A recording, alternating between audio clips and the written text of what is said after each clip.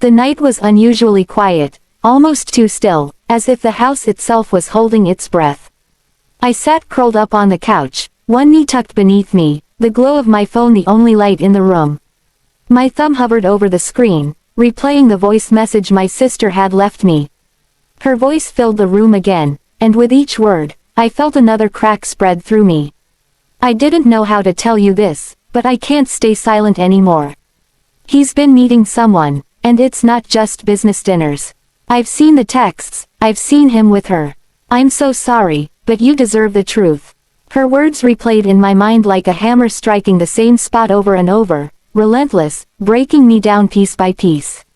My heart pounded so hard I could hear it echoing in my ears. I pressed the phone closer to me, as if by listening harder I could somehow change what she had said, make it all a mistake, a misunderstanding. But her voice, trembling, guilty, terrified, carried the weight of certainty. I closed my eyes and leaned back against the cushions, trying to breathe, trying to steady myself. My husband's face flashed in my mind, the man who had once knelt in front of me with a ring, promising me a lifetime of loyalty, of love, of us against the world. How could those same lips that whispered promises now be speaking lies to someone else? My stomach turned at the thought. A cold shiver ran down my spine as I remembered the nights he had come home late, his excuses rehearsed, his smile too tired to question. The way his phone never left his pocket, his sudden trips, his quick dismissals when I asked too many questions. I had pushed the doubts aside, telling myself that marriage was hard, that trust meant giving space. But now, every memory I had buried rose up like ghosts, mocking me for my blindness. I replayed the message again, desperate to hear something, anything, that would absolve him. Maybe I misheard, maybe she misunderstood, but no, her words were clear, unshakable. He's been careful, but I know what I saw. Careful. My husband had been careful. That word alone sliced through me like glass. Careful enough to think he could keep me in the dark, careful enough to deceive me day after day. My hands trembled as I gripped the phone, pressing it against my chest, as if it could shield me from the truth it carried. Tears welled in my eyes, hot and unstoppable, spilling down my cheeks before I could wipe them away. The living room, once my sanctuary, suddenly felt like a cage, the shadows on the walls pressing in on me, suffocating me with silence. I whispered to myself, barely audible, this can't be real. Not him, not us. But even as the words left my lips, I knew deep down that reality had already shifted.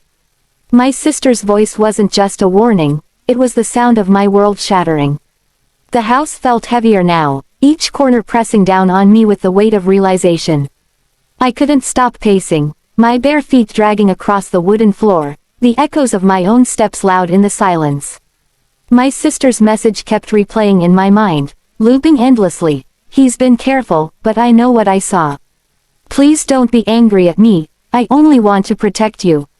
Protect me. The irony stung, bitter and sharp. The one person I had trusted most, the person I had shared every secret, every hope, every dream with, had been lying to me for who knows how long. And my sister, whom I had always turned to for comfort, was now my messenger of a nightmare I wasn't ready to face. I sank onto the edge of the couch, my hands gripping my head, trying to make sense of it all. Every happy memory, every laugh we shared, suddenly felt tainted, replayed in my mind under a different, sinister light. Those business dinners, those late nights at the office, what had they really been? The cozy breakfasts, the whispered promises in the dark, were they all part of a carefully crafted lie? My chest ached, a dull, persistent pain that no amount of deep breaths could chase away. My phone buzzed again, breaking my trance. A message from an unknown number flashed on the screen. My heart jumped, thinking maybe it was my sister with more details. But no, it was nothing, just a reminder from the bank about a payment.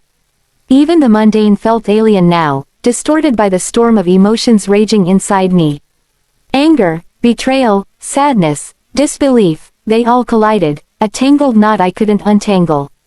I thought about confronting him immediately, about storming into the bedroom and demanding answers. But fear rooted me to the spot. What if I was wrong? What if my sister had misunderstood, or worse, exaggerated. And yet, the voice in her message was unmistakable, genuine, shaken, filled with a dread I couldn't ignore. I realized then that the truth didn't need my consent to exist, it simply was, waiting for me to face it. I stood again, pacing faster, my movements almost frantic. The room blurred as tears welled once more, hot and unrelenting. I whispered aloud, how could I have been so blind? How could I not see it? Each question hung in the air, unanswered, pressing down on me like a weight I couldn't lift. My thoughts spiraled, what had I missed? The little lies, the excuses, the hidden phone calls, all now pieces of a puzzle I never wanted to complete. I sank back into the couch, clutching the phone as if it could shield me from the truth. I was paralyzed, suspended between the unbearable knowledge of betrayal and the terror of what confronting him might bring. The night stretched on endlessly, the silence broken only by the distant hum of the refrigerator and my uneven, shallow breaths.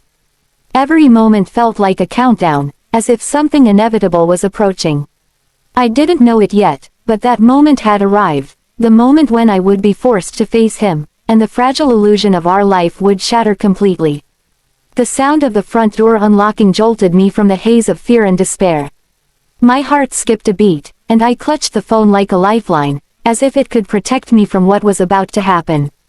I pressed my back against the couch, staring at the entrance, my mind racing with every possible scenario. My husband stepped inside, his expression calm, unreadable, as if nothing in the world could shake him. The man I had once adored now looked like a stranger, and the warmth I had associated with him was replaced by a cold, almost clinical detachment. Before I could even gather the courage to speak, the sound of another set of footsteps, heavier, deliberate, echoed behind him. My stomach sank as I turned my head and saw a man in a sharp, navy blue suit, carrying a leather briefcase. The presence of the stranger made the air in the room feel electric, tense, and suffocating all at once. My husband's gaze locked onto mine, unwavering, and he spoke with a calmness that was chilling. "We need to talk," he said, his voice measured, almost rehearsed. "This is my lawyer." The words hit me like a sledgehammer. My pulse raced, my vision blurred, and the voice message from my sister suddenly felt like a prelude to a storm I had been helpless to stop. This wasn't just a confrontation, this was a calculated, deliberate move that made my heart pound with fear and anticipation. My knees felt weak, and I sank to the couch, gripping the phone so tightly my knuckles turned white. "Lawyer, what is this about?" I managed to whisper, my voice trembling. My mind was spinning, each scenario more terrifying than the last. Was this about money, property, custody? Or worse, was it about something personal, something that would destroy the life I thought I had built? My husband stepped closer, his movements deliberate, careful, and yet every step seemed to echo like a warning. "I wanted to handle this privately, but things have escalated," he said, glancing briefly at the lawyer who now stood silently, watching, waiting, assessing. "There are decisions that need to be made. And it's better that you hear everything at once." The words hung in the air, heavy, suffocating. My mind flashed back to my sister's message, to the trembling voice that had shattered my sense of security. Every doubt, every suspicion, every piece of uneasy intuition I had suppressed suddenly converged into one terrifying reality: my life as I knew it was over.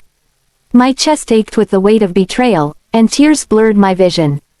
The lawyer finally spoke, his voice calm, precise, and intimidating. "We are here to formalize certain agreements. Everything your husband has been planning, financial arrangements, legal separations, and protections, needs to be addressed immediately."